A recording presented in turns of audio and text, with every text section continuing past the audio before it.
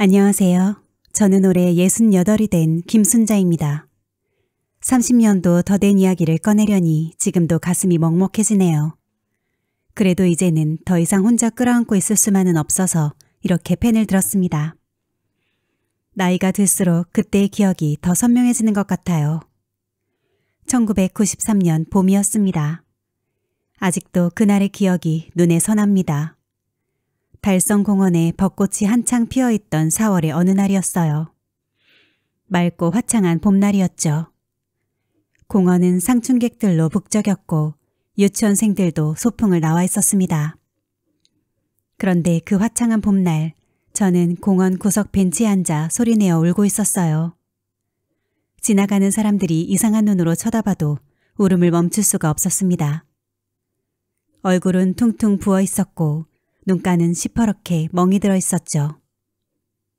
선생님, 저기 아줌마는 왜 저래요? 소풍 나온 유치원생 하나가 선생님 치맛자락을 붙잡고 저를 가리키며 물었습니다. 그 순수한 목소리가 지금도 귀에 맴돕니다. 선생님은 아이의 손을 잡고 서둘러 자리를 피했죠. 그 모습을 보니 더욱 서러워서 눈물이 멈추질 않았어요. 이렇게 살 바에야 차라리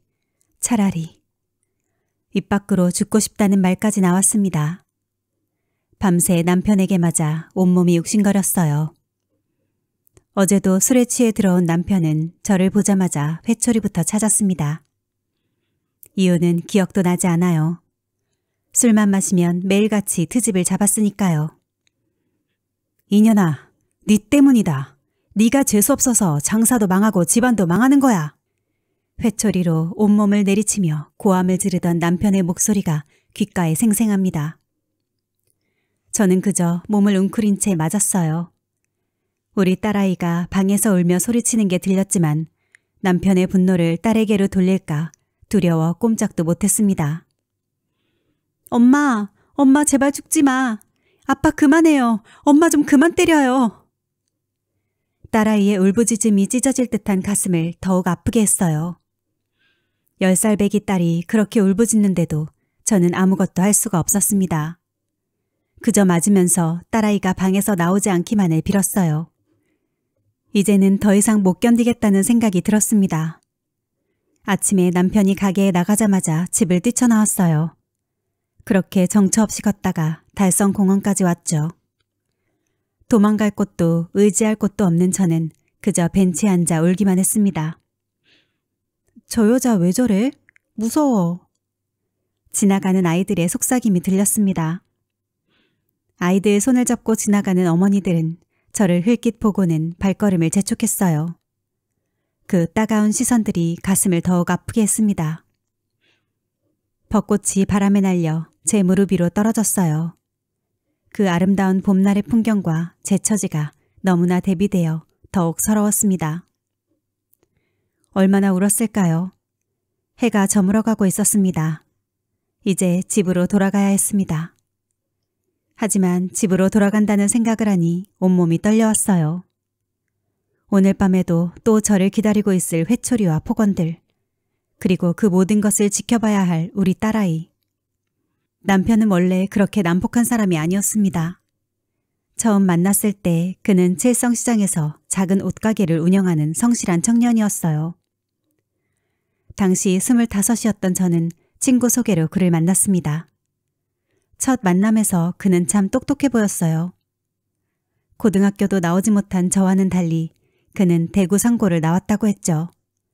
말도 조리 있게 잘하고 장사 수완도 좋았습니다. 처음엔 포목점 종업원으로 시작해서 자기 가게를 차릴 정도로 성공한 사람이라고 했어요. 순자씨, 나는 꼭 성공할 거예요. 칠성시장에서 제일 큰 옷가게를 낼 거라고요. 그의 야망 가득한 눈빛이 믿음직스러웠습니다. 시장 안에서도 그는 김씨네 옷가게에 하면 모르는 사람이 없을 정도로 장사 수완이 좋았어요. 손님들한테 친절하고 물건값도 비싸지 않게 받으면서도 어떻게 하는지 돈을 잘 모았죠. 결혼하고 처음 3년은 정말 행복했습니다. 남편은 아침 일찍 가게에 나가 밤늦게까지 일했고 저는 집안일을 하면서 가끔 가게 일을 도왔어요. 그러다 딸아이를 낳고 나서부터 저는 육아에만 전념했습니다. 우리 은희 예쁘게 키워야지. 돈 걱정하지 말고 애한테만 신경 써. 그때까지만 해도 남편은 다정했어요. 주말이면 우리 가족을 데리고 동촌 유원지도 가고 팔공산 나들이도 갔죠. 은희가 3살 때쯤이었나요? 남편은 더 큰 욕심을 내기 시작했습니다. 여보, 나 도매업으로 확장하려고 해. 서울이랑 부산에서 물건 떼다가 대구 시내 소매장들한테 팔면 돈을 더 크게 벌 수 있을 것 같아. 처음에는 잘 됐어요. 남편은 아예 서울에 사무실도 하나 내고 직원도 2명 뒀죠. 한 달에 1~2번씩 서울도 다니면서 사업을 키워나갔습니다. 집도 칠성시장 근처 연립주택에서 수성구 아파트로 이사했어요. 하지만 1990년대에 들어서면서 상황이 나빠지기 시작했습니다. IMF 때문에 경기도 안 좋아지고 게다가 대형 마트들이 하나둘 생기면서 재래시장은 점점 힘들어졌어요. 이게 다 누구 때문이냐고. 그 돈 빌려준 새끼들은 다 어디로 쳐 달아난 거야? 어느 날 밤 술에 취해 들어온 남편이 처음으로 저를 때렸습니다. 알고 보니 서울에서 거래하던 업자들한테 사기를 당했다고 하더군요. 물건값을 외상으로 주고 받지 못한 게 꽤 있었나 봐요. 그 뒤로 남편은 술을 달고 살기 시작했습니다. 예전에 다정하고 성실하던 모습은 온데간데 없이 사라졌어요. 매일같이 술을 마시고 들어와서는 저를 원망했죠. 내가 왜 이 모양이 됐는지 알아? 다 너 때문이야. 네가 재수가 없어서 이렇게 된 거라고. 말도 안 되는 소리였지만 남편은 정말로 그렇게 믿는 것 같았어요. 제가 집안의 복을 없애는 재수 없는 여자라나요? 술만 마시면 그 얘기를 반복했습니다.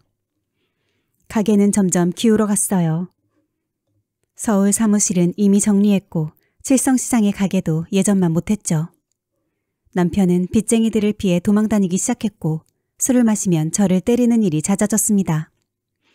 여보, 제발 그만 마셔요. 은희도 있는데. 그럴 때마다 돌아오는 건 회초리였어요. 남편은 항상 회초리를 허리춤에 차고 다녔습니다. 마치 자신의 실패와 좌절을 저를 때림으로써 풀려는 것처럼요. 시끄러워. 내가 왜 이 모양이 됐는데 다 네 때문이야. 네가 재수없는 년이라서. 이제는 말리는 것조차 포기했습니다. 그저 맞고 있으면 언젠가는 멈추겠지 하는 생각뿐이었어요. 하지만 그 언젠가는 오지 않았습니다. 오히려 폭력은 점점 더 심해져만 갔어요. 칠성시장 사람들도 수군거리기 시작했습니다. 한때는 시장에서 제일 잘 나가던 김씨가 이제는 알코올 중독자가 되어 매일 아내를 때린다고요. 그 소문을 들을 때마다 저는 고개를 들 수가 없었습니다. 그래도 은희가 있어서 버틸 수 있었습니다. 우리 은희는 참 예쁜 아이였어요. 남편을 닮아 눈이 크고 쌍꺼풀진 눈에 저를 닮아 볼살이 통통한 게 누가 봐도 사랑스러운 아이였죠. 엄마, 나 학교에서 100점 받았어. 정말? 우리 은희 너무 잘했네. 은희는 공부도 잘했어요. 매번 성적표를 받아올 때마다 저를 기쁘게 했죠. 선생님은 은희가 반에서 제일 모범적인 학생이라고 칭찬하셨어요. 그 아이는 어찌나 씩씩했던지 아빠가 술에 취해 들어오는 날이면 방에서 문틈으로 저를 지켜보다가도 제가 많이 맞으면 뛰쳐나와 아빠의 팔을 잡고 매달렸어요. 아빠, 제발 그만해요. 엄마 아파.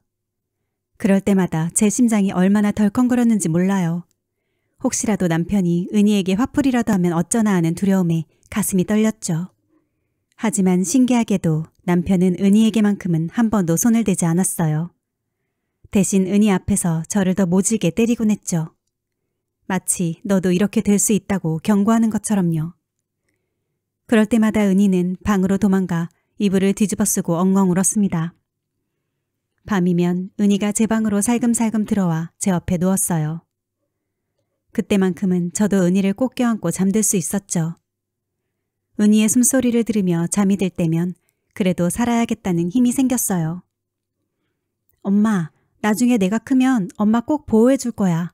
아빠한테 맞지 않게 해줄 거야. 그 말을 들을 때마다 눈물이 나왔어요.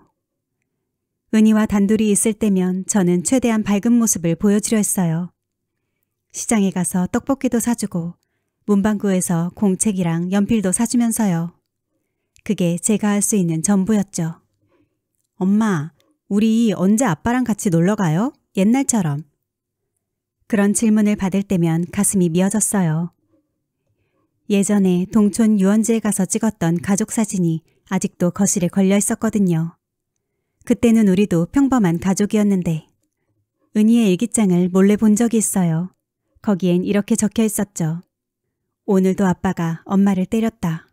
나는 이불 속에 숨어서 울었다. 하나님, 제발 우리 아빠를 예전처럼 착한 아빠로 돌려주세요. 그리고 우리 엄마가 더 이상 맞지 않게 해주세요. 그 글을 읽는 순간 더 이상 이대로는 안 되겠다는 생각이 들었어요. 하지만 제가 할 수 있는 게 무엇이었을까요? 도망칠 곳도 의지할 곳도 없었어요.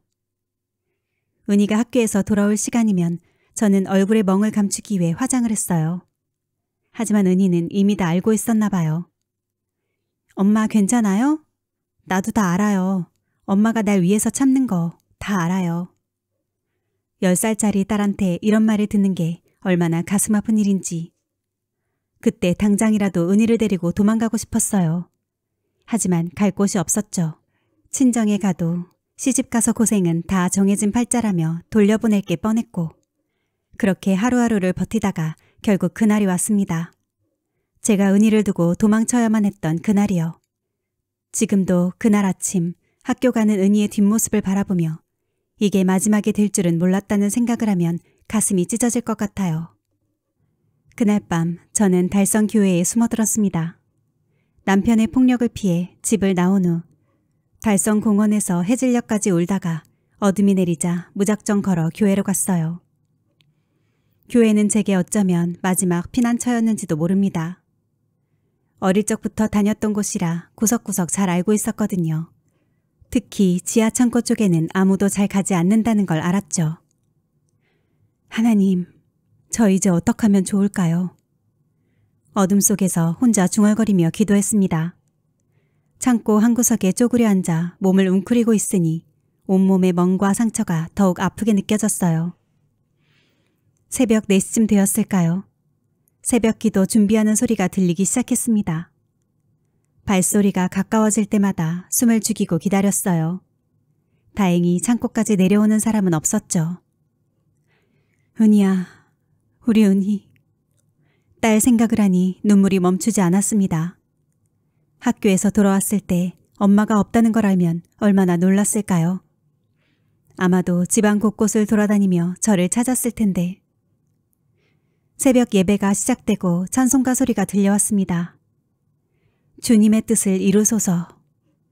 찬송가 소리에 맞춰 흐느끼면서도 한편으로는 이제 어떡하지 하는 생각이 끊임없이 들었어요. 친정에는 갈 수 없었습니다. 어머니는 분명 참고 살아야지 그래도 네 자식 아버지인데 라고 하실 게 뻔했거든요. 아침이 밝아오자 교회는 다시 조용해졌습니다. 화장실에 가고 싶었지만 누군가를 마주칠까봐 참았어요. 배도 고팠지만 그것도 참았죠. 낮 동안은 창고에서 나올 수가 없었습니다. 간혹 누군가 창고 근처까지 오는 소리가 들리면 숨을 죽이고 기다렸어요. 다행히 문까지 여는 사람은 없었습니다. 은희야, 잘 있니? 밥은 먹었을까? 시간이 갈수록 은희 생각에 가슴이 미어졌습니다. 학교 다녀와서 혼자 집에 있을 생각을 하니 눈물이 멈추질 않았어요. 남편이 술에 취해 들어와 은희에게라도 화풀이를 하면 어쩌나 하는 걱정도 들었죠. 해가 저물고 교회가 다시 조용해지자 조심스럽게 창고를 빠져나왔습니다. 화장실부터 찾아갔어요. 하루 종일 참았던 게 너무 힘들었거든요. 화장실 거울을 보니 얼굴이 엉망이었습니다. 멍든 자국이 아직도 선명했고 울어서 눈은 퉁퉁 부어 있었죠. 세면대에서 얼굴을 씻고 물도 마셨어요. 다시 창고로 돌아와 구석에 웅크리고 앉았습니다. 이제 어디로 가야 할지 무엇을 해야 할지 아무런 계획이 없었어요. 그저 남편을 피해 숨어있기에도 벅찼죠. 하나님, 제발 은희만큼은 지켜주세요. 밤이 되자 교회당에서 청년부 모임 소리가 들려왔습니다. 찬양하는 소리, 웃고 떠드는 소리. 저도 언젠가는 저렇게 밝게 웃을 수 있을까요? 이틀째 되는 날 배고픔을 더는 참을 수가 없었어요. 교회 식당 쪽에서 음식 냄새가 났어요. 수요 예배가 끝나고 식사 준비를 하는 모양이었죠. 용기를 내어 창고 문을 살짝 열었습니다. 복도에는 아무도 없었어요. 까치발로 식당 근처까지 갔죠. 설거지하는 소리가 들렸습니다. 권사님, 이 김치찌개 남은 건 어떻게 할까요? 창고에 넣어뒀다가 내일 데워 드시지 뭐. 식당 아주머니들의 대화가 들렸어요. 그들이 나가기만을 기다렸다가 얼른 들어가서 남은 밥과 김치찌개를 훔쳐 먹었습니다. 도둑질이란 걸 알면서도 너무 배가 고파서 어쩔 수 없었어요. 그렇게 나흘을 보냈습니다. 낮에는 창고에 숨어 있다가 밤이 되면 나와서 화장실도 가고 남은 음식을 찾아 먹고. 하지만 이대로는 안 된다는 걸 알았어요. 언젠가는 들킬 테고 그러면 남편에게 다시 끌려갈 테니까요. 도망갈 곳을 찾아야 했습니다. 하지만 어디로 가야 할까요? 대구에서는 더 이상 숨을 곳이 없었습니다. 시장 상인들은 다 서로 알고 지내는 사이라 금방 발각될 테고 진정은 논에서 일하시느라 바쁘신 부모님께 짐 만들 것 같았어요. 그때 문득 서울이 떠올랐습니다. 남편이 사업 확장한다고 자주 오갔던 그곳이라면 혹시 새로운 시작을 할 수 있지 않을까.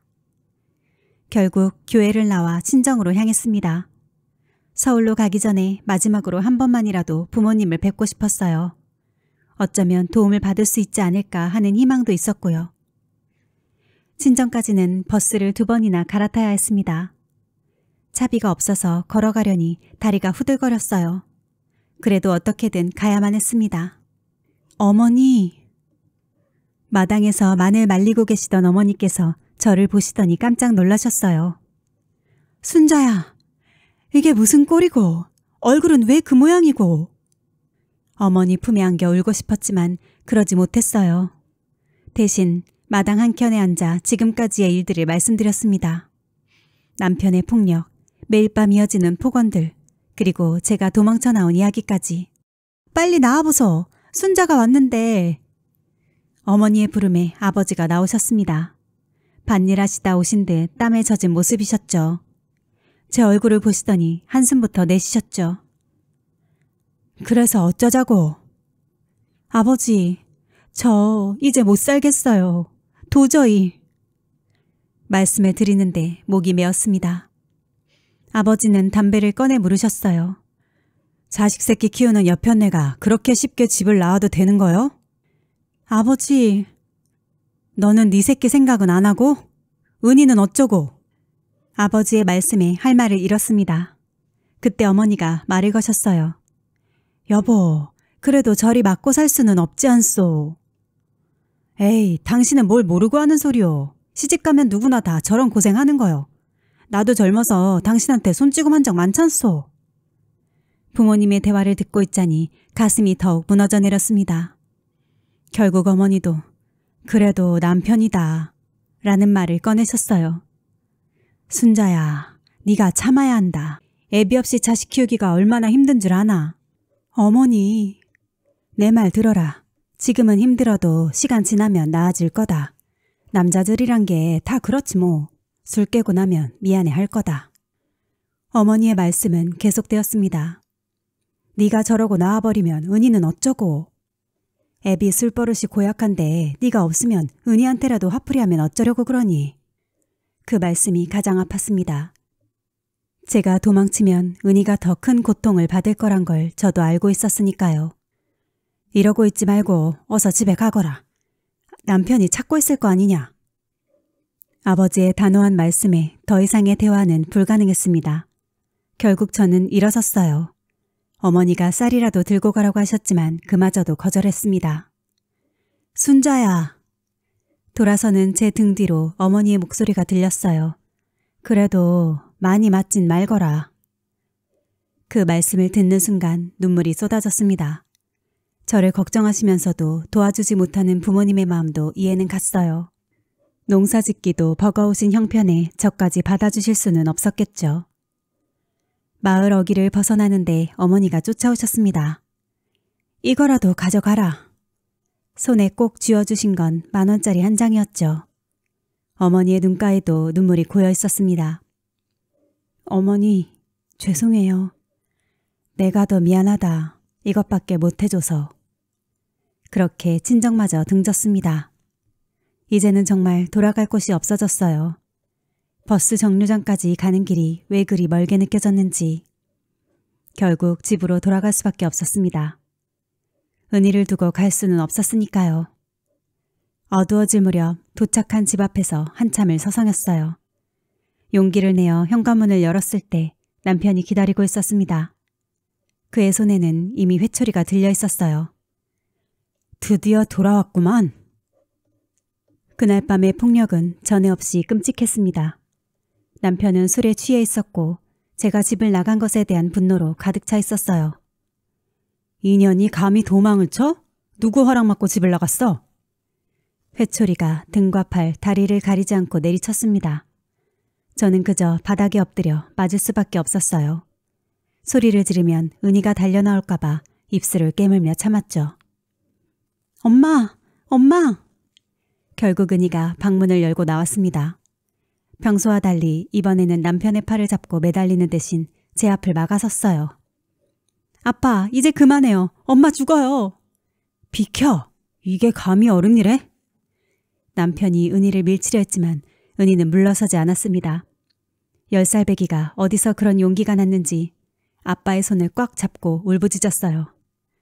엄마가 집 나간 것도 다 아빠 때문이잖아요. 아빠가 맨날 때리니까, 맨날 술 먹고 때리니까. 뭐라고? 그 순간 남편의 표정이 일그러졌습니다. 은희를 향해 손을 들어 올리는 걸 보는 순간 제 몸이 저절로 움직였어요. 은희를 감싸 안으며 외쳤습니다. 안 돼요, 제발. 은희는 때리지 마세요. 남편은 우리 모녀를 보더니 갑자기 웃음을 터뜨렸어요. 기괴한 웃음이었죠. 이것들이 이제 모녀가 합세해서 남편을 거역해? 그러더니 현관문을 쾅 닫고 나가버렸습니다. 은희와 저는 그대로 부둥켜 안은 채 한참을 울었어요. 제 등에서는 피가 배어나왔고 온몸이 욱신거렸지만 그것보다 은희가 더 걱정됐습니다. 은희야, 괜찮아? 다친 데는 없어? 엄마 등에서 피나. 그날 밤 은희는 제 방에서 저를 간호해 주었어요. 연고를 찾아와 발라주고 붕대도 감아주었죠. 10살 배기 손길이 어찌나 조심스럽던지. 엄마, 우리 도망가자. 응? 아빠 몰래 도망가자. 은희의 말에 가슴이 미어졌습니다. 하지만 현실은 그렇게 녹록지 않았어요. 돈도 없고 갈 곳도 없었으니까요. 은희야, 미안해. 엄마, 나도 무서워. 아빠가 엄마 죽일까 봐. 은희의 말에 등골이 오싹해졌습니다. 어린 딸의 입에서 죽일까 봐 라는 말이 나오다니. 이대로는 안 되겠다는 생각이 들었어요. 다음 날 남편은 평소처럼 아침 일찍 가게에 나갔습니다. 마치 어제 일이 없었던 것처럼요. 은희를 학교에 보내고 나서 저는 결심을 했어요. 서랍 속에는 비상금으로 모아둔 10만 원이 있었습니다. 몰래 조금씩 모아둔 돈이에요. 옷가지 몇 벌을 작은 가방에 챙기고 주민등록증과 도장을 넣었죠. 그리고 은희의 방에 들어갔어요. 책상 위에는 아직 끝내지 못한 숙제가 펼쳐져 있었고 벽에는 은희가 그린 그림들이 붙어 있었습니다. 우리 가족이라고 쓰여진 그림 앞에서 한참을 서 있었어요. 은희야, 미안해. 정말 미안해. 편지를 쓰려다가 그만두었습니다. 남편이 발견할까봐 두려웠거든요. 대신 은희의 옷을 한 번 더 다려놓고 도시락도 준비해 두었어요. 현관을 나가기 전 마지막으로 집안을 둘러보았습니다. 10년 넘게 살았던 이 집, 은희가 태어나서 자란 이 집. 행복했던 순간도 있었지만 이제는 더 이상 견딜 수 없는 곳이 되어버렸어요. 은희야, 언젠가는 엄마가 꼭 데리러 올게. 그렇게 저는 영영 돌아오지 못할 것을 알면서도 거짓된 약속을 하며 집을 나섰습니다. 은희에게 마지막 인사도 못하고 떠나는 게 너무나 가슴 아팠지만 그게 은희를 위한 길이라 생각했어요. 뒤돌아보지 않으려 했지만 자꾸만 뒤를 돌아보게 되더군요. 학교에서 돌아올 은희를 생각하니 눈물이 멈추질 않았습니다. 엄마가 미안해. 정말 미안해. 그렇게 저는 대구를 떠나 서울행 기차에 올랐습니다. 은희를 혼자 두고 떠난다는 죄책감에 숨이 막힐 것 같았지만 더는 돌아갈 수 없었어요. 기차가 움직이기 시작했습니다. 창밖으로 지나가는 풍경을 보며 생각했어요. 과연 이게 옳은 선택일까? 하지만 이미 돌이킬 수 없는 강을 건너고 있었습니다. 서울로 오는 기차 안에서 저는 계속 눈물을 흘렸습니다. 옆자리 승객이 이상하게 쳐다봐도 멈출 수가 없었어요. 은희의 모습이 자꾸만 눈앞에 아른거렸거든요. 서울역에 도착했을 때는 이미 해가 저물어 있었습니다. 처음 와보는 서울은 낯설고 두려웠어요. 사방이 온통 높은 빌딩뿐이었고 인파가 정신없이 오가는 모습에 눈앞이 아찔했죠. 이제 어디로 가지? 가방 속에는 7만 원이 남아있었어요. 일단 인파를 따라 역사 밖으로 나왔습니다. 찬바람이 불어 몸이 떨렸어요. 역 근처에서 하룻밤을 보내려 했지만 여인 수값도 만만치 않았습니다. 결국 근처 교회를 찾아갔어요. 대구에서처럼 교회에 숨어 들어갈 생각이었죠. 그런데 서울의 교회들은 달랐어요. 대부분 문이 잠겨 있었고 사람들의 출입도 철저하게 감시하고 있었죠. 한 교회에서는 경비 아저씨가 저를 수상한 눈초리로 쳐다보더니 경찰을 부르겠다고 위협했어요. 죄송합니다. 죄송합니다. 그렇게 여러 교회를 전전하다가 결국 용산역 근처의 작은 교회 마당 구석에서 첫날 밤을 보냈습니다. 찬 콘크리트 바닥에 앉아 몸을 웅크리고 있으니 온몸이 떨렸어요. 은희야, 엄마가 미안해. 밤새 잠을 이루지 못했습니다. 추위도 추위였지만 은희 생각에 가슴이 미어져서요. 학교에서 돌아와 빈집을 보고 얼마나 놀랐을까. 혹시 아빠가 화를 내진 않았을까. 다음 날 아침 저는 일자리를 찾아 거리를 헤맸습니다. 하지만 신분증만 달랑 들고 있는 저를 써주겠다는 곳은 없었어요. 대부분의 가게에서는 통장이나 주민등록 등본을 요구했죠. 결국 그날도 노숙을 했습니다. 이번에는 지하철역에서요. 지하철이 끊기기 전까지 계속 타고 있다가 막차가 끊긴 후에는 역사 구석에 앉아 있었어요. 아줌마, 여기서 잘 수 없어요. 나가주세요. 역무원의 말에 저는 또다시 거리로 나왔습니다. 한밤중에 서울 거리는 무섭고 위험했어요. 취객들이 저를 향해 욕설을 내뱉기도 했고 수상한 눈초리로 쫓아오는 남자들도 있었죠. 사흘째 되는 날 돈은 이미 바닥이 났습니다. 끼니는 길거리 포장마차에서 훔쳐먹은 떡볶이가 전부였어요. 도둑질이라는 게 부끄럽고 죄송했지만 너무 배가 고팠거든요. 하나님, 저 좀 도와주세요. 남대문 시장 근처 골목에서 울고 있을 때였습니다. 한 할머니가 다가오셨어요. 아가, 왜 이러고 있어? 할머니는 제게 따뜻한 어묵 국물을 건네주셨습니다. 그리고는 제 사정을 물으셨죠. 저는 모든 걸 털어놓았어요. 남편의 폭력, 도망쳐온 이야기, 그리고 은희를 두고 온 이야기까지. 불쌍한 것, 우리 집에서 하룻밤 자고 가려무나. 할머님의 집은 창신동의 낡은 쪽방이었습니다. 방 한 칸에 부엌이 달린 좁은 공간이었지만 제게는 천국 같았어요. 아가, 내가 일자리 하나 소개시켜 줄게. 할머니는 제게 식당 일을 소개시켜 주셨어요. 동대문 근처의 작은 한식당이었는데 주방 일손이 필요하다고 했죠. 신분증 이거 뭐고 다 필요 없어. 일만 열심히 하면 돼.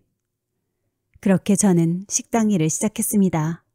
월급은 적었지만 숙식을 해결할 수 있었어요. 주방 뒤편에 창고 같은 공간에서 잠을 잘 수 있게 해주었거든요. 하지만 마음은 항상 대구에 가 있었습니다. 은희는 잘 지내고 있을까? 밥은 제때 먹고 있을까? 숙제는 잘하고 있을까? 밤이면 꿈에서 은희를 만났어요. 꿈에서는 은희가 저를 보고 환하게 웃었죠. 엄마 어디 갔다 왔어? 그럴 때마다 저는 꿈에서 깨어나 베개를 적셨습니다. 은희야, 엄마가 꼭 데리러 갈게. 조금만 기다려. 하지만 그건 제 자신을 위로하는 거짓말일 뿐이었어요. 은희를 데리러 갈 용기도 자격도 없었으니까요. 그렇게 식당에서 일한 지 한 달쯤 되었을까요? 어느 날 새벽 주방 창고에서 자고 있는데 누군가 저를 흔들어 깨웠습니다. 순자씨! 순자씨! 눈을 떠보니 식당 사장님이었어요. 평소엔 새벽 5시에 깨우시는데 아직 깜깜한 게 3시도 채 안 된 것 같았어요. 큰일 났어요, 순자씨. 순자씨 남편이란 사람이 찾아왔다가 갔어요. 순간 온몸이 얼어붙는 것 같았습니다. 어떻게 이곳을 찾아온 걸까요? 아마도 동대문 시장 상인들 사이에 소문이 퍼졌나 봐요.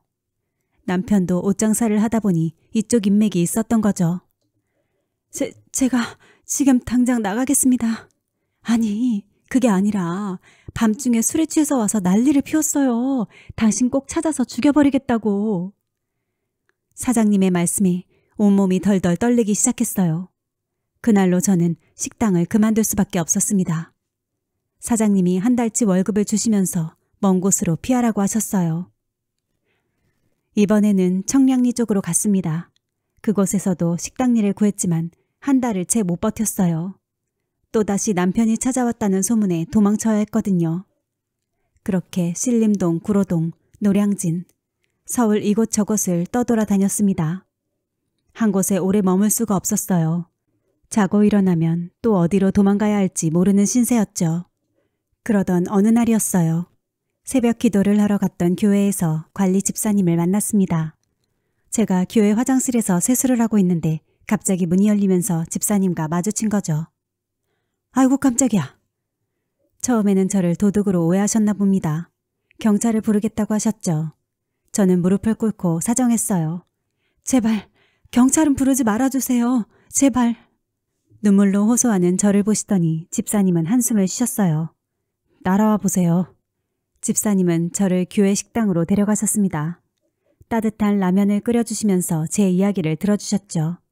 남편의 폭력에서 도망쳐온 이야기, 딸을 두고 온 이야기, 모든 걸 말씀드렸죠. 불쌍한 사람. 그래도 하나님께서 이렇게 만나게 하셨으니 도와드려야겠네요. 그렇게 해서 저는 교회 식당에서 일하게 되었습니다. 주방 보조로 시작해서 설거지, 야채 썰기 같은 일을 했어요. 봉사하는 마음으로 일하라고 하셨죠. 처음으로 안정을 찾은 것 같았어요. 교회라는 울타리 안에서는 남편도 찾아오지 못할 것 같았거든요. 하지만 마음구석이 늘 불안했습니다. 집사님, 혹시 여기도 남편이 찾아오면 어떡하죠? 걱정 말아요. 여기는 교회잖아요. 함부로 행패 부릴 수 없을 거예요. 하지만 제 불안은 현실이 되고 말았습니다. 일한 지 2달쯤 되었을까요? 어느 날 교회 주방으로 들이닥친 남편은 완전히 달라져 있었어요. 이년아, 드디어 찾았다. 술에 취해 있던 남편은 주방 기물들을 집어던지기 시작했습니다. 접시가 깨지고 냄비가 쏟아지는 소리에 모두들 놀라 도망갔어요.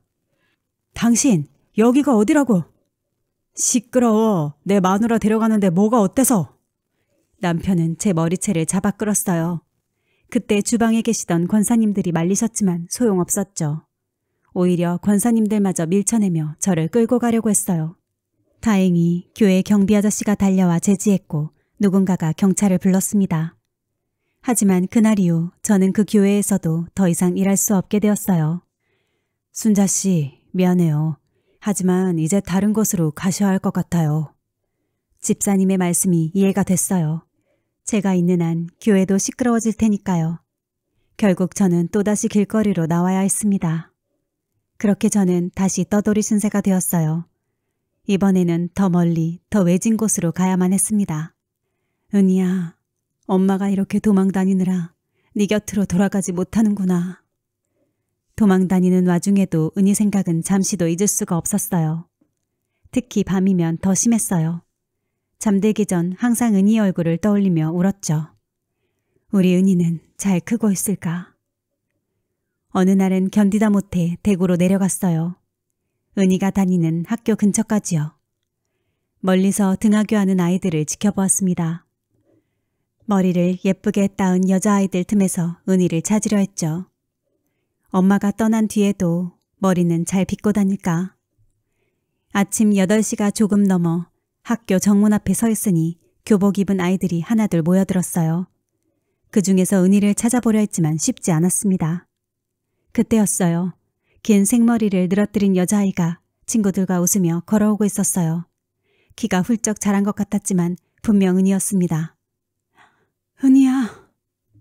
목소리가 떨려왔어요. 달려가서 안아주고 싶었지만 그럴 수는 없었죠. 대신 전봇대 뒤에 숨어서 은희를 지켜보았어요. 은희는 친구들과 이야기를 나누며 걸어갔어요. 예전처럼 활기차 보이진 않았지만 그래도 웃고 있었습니다. 그 모습을 보니 안도감과 죄책감이 동시에 밀려왔어요.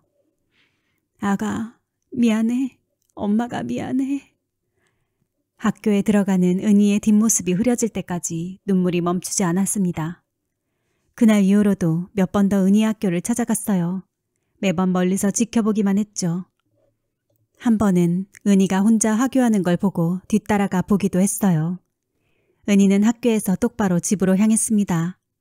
길에서 친구들과 떡볶이를 사 먹거나 문방구에 들르지도 않았어요. 예전에 활발하고 밝던 모습은 찾아볼 수가 없었죠. 저기, 실례합니다. 용기를 내어 은희의 담임 선생님으로 보이는 분께 말을 걸어보았어요. 혹시 김은희라는 학생 알려나요? 네, 은희 담임이에요.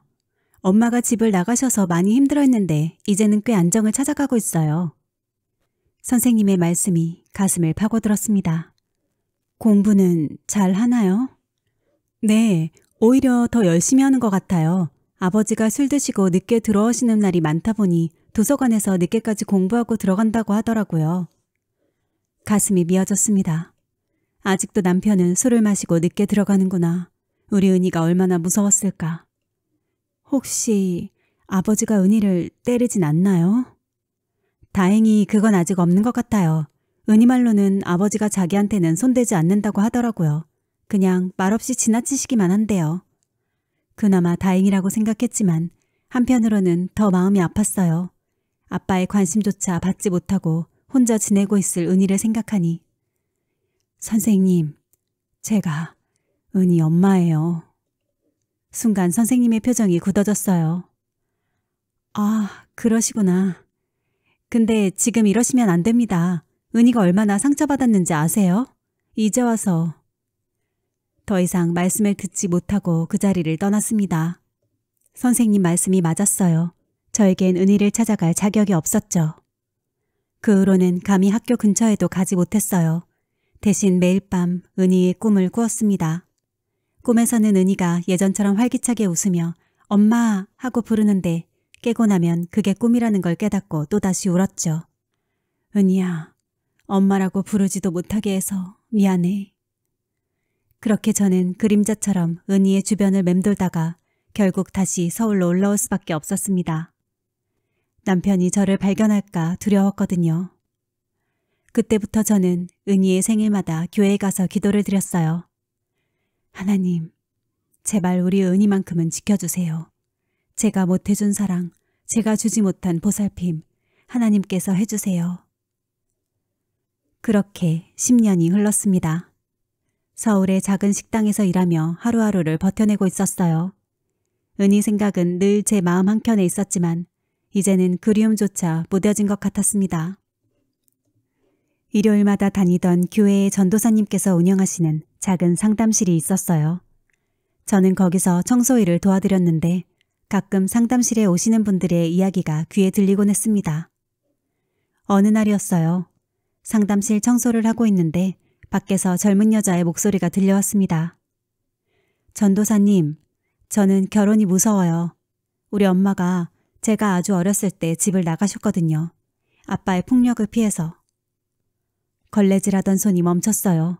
그 목소리의 주인공은 은희와 비슷한 또래로 보였습니다. 저는 결혼하면 저도 모르게 도망가 버릴까봐 무서워요. 우리 엄마처럼요. 그래서 지금도 열심히 공부하고 돈도 모으고 있어요. 절대 도망가지 않으려고. 그 말을 듣는 순간 은희 얼굴이 떠올랐습니다. 우리 은희도 저런 생각을 하고 있을까? 엄마처럼 될까봐 두려워하고 있을까? 아빠는 지금도 술만 드세요. 그때 엄마가 떠나신 이후로 계속. 저는 그게 너무 싫어요. 그래서 전 절대 도망가고 싶지 않아요. 그 누구도 버리지 않을 거예요. 목소리가 떨리고 있었어요. 그 떨림이 제 가슴을 파고들었습니다. 우리 은희도 이렇게 아파하고 있겠죠. 저를 원망하면서. 하지만 또 한편으로는 자신도 저처럼 될까봐 두려워하면서. 청소를 마저 하려 했지만 손이 떨려왔어요. 결국 걸레를 내려놓고 화장실로 달려가 울고 말았습니다. 은희야, 우리 은희도 저렇게 힘들었었겠구나. 엄마가 미안해. 그날 이후 저는 그 여자분이 누구인지 어떻게 됐는지 알지 못합니다. 하지만 그분의 이야기는 제 가슴에 깊이 박혔어요. 그분의 목소리에서 은희의 아픔이 고스란히 전해졌으니까요. 어느덧 시간이 흘러 올해로 30년이 되었습니다. 60이 훌쩍 넘은 저는 이제 식당 일도 그만두고 작은 월세방에서 살고 있어요. 그동안 모아둔 돈으로 겨우겨우 살아가고 있죠. 얼마 전 전도사님이 제게 충격적인 말씀을 전해주셨어요. 순자씨, 대구에서 따님이 올라오셨더라고요. 따님을 만나보시겠어요? 심장이 멎는 줄 알았어요. 은희가 저를 찾아왔다고요? 전도사님, 그게 무슨... 따님이 전국의 교회를 다 돌아다니면서 찾으셨나 봐요. 어머님 성함으로. 떨리는 마음으로 전도사님의 이야기를 들었습니다. 은희는 이제 40이 된 여인이었어요. 회계사가 되어 자신의 사무실도 가지고 있다고 했습니다. 어머님을 꼭 한번 뵙고 싶대요. 이제는 이해할 것 같다고. 눈물이 흘렀습니다. 은희가 저를 이해한다고요? 하지만 저는 고개를 저었어요. 전도사님, 저는 못 만나겠어요. 자격이 없어요. 왜 그러세요? 따님도 많이 성숙해지셨고. 아니요. 30년 전에 버린 자식을 이제 와서 무슨 얼굴로. 그날 밤 잠을 이룰 수가 없었습니다. 은희의 모습을 상상해 보았어요. 40이 된 은희는 어떤 모습일까? 결혼은 했을까? 자녀는 있을까? 며칠을 고민하다가 결국 전도사님께 연락을 했어요. 전도사님, 은희 얘기 좀 더 해주세요. 전도사님께 들은 이야기로는 은희는 결혼하지 않았다고 해요. 대신 일의 모든 걸 걸었다고 합니다. 회계사가 되어 나름 성공했지만 결혼만큼은 계속 미루고 있다고요. 엄마처럼 도망가게 될까봐 두렵대요. 그래서 결혼을 못하겠다고. 그 말을 들으니 가슴이 찢어지는 것 같았어요. 아버님은 몇 년 전에 돌아가셨다고 해요. 끝까지 술을 끊지 못하시고.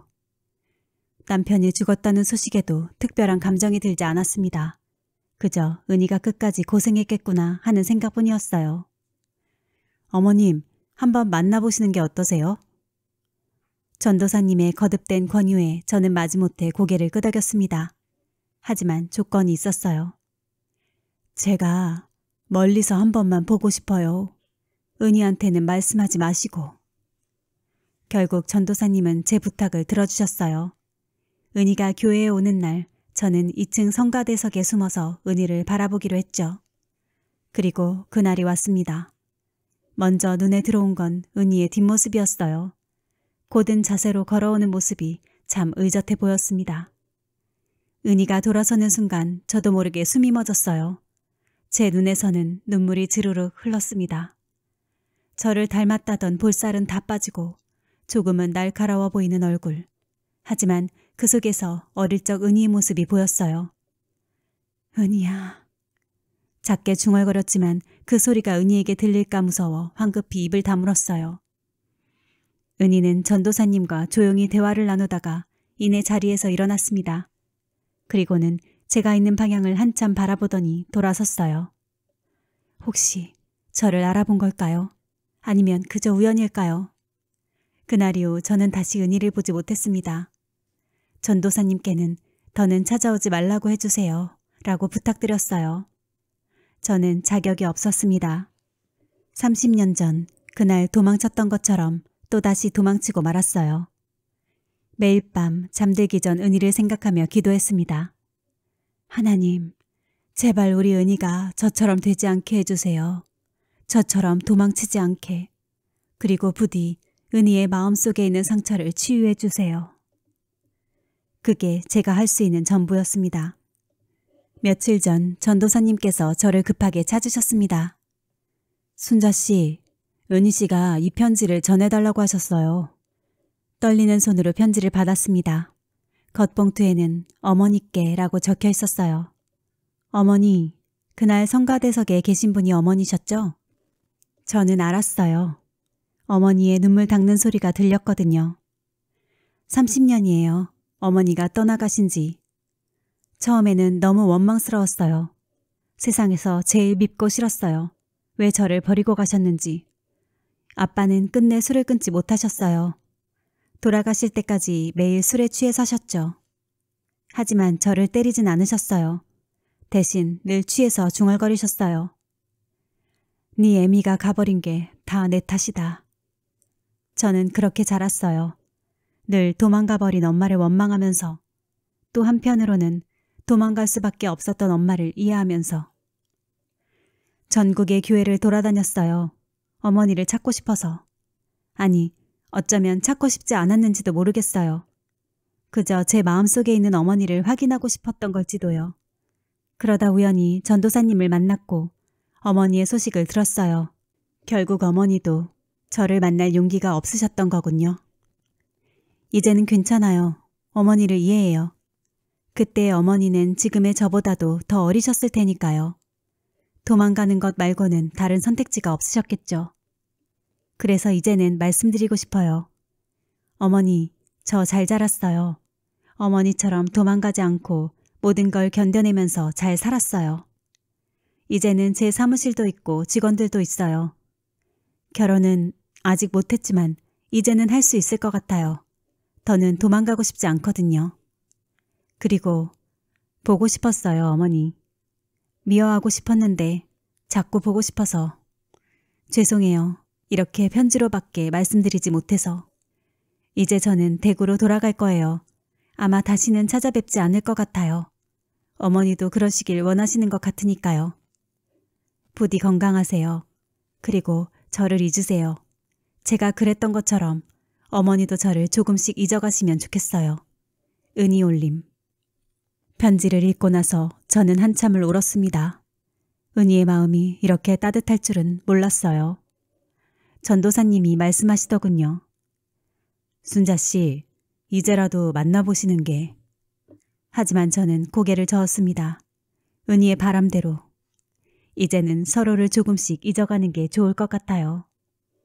30년 전 달성공원의 그 봄날처럼, 벚꽃이 흩날리던 그날처럼 모든 것이 흩어지고 사라지듯이. 제 이야기는 여기까지입니다. 긴 이야기 들어주셔서 감사합니다.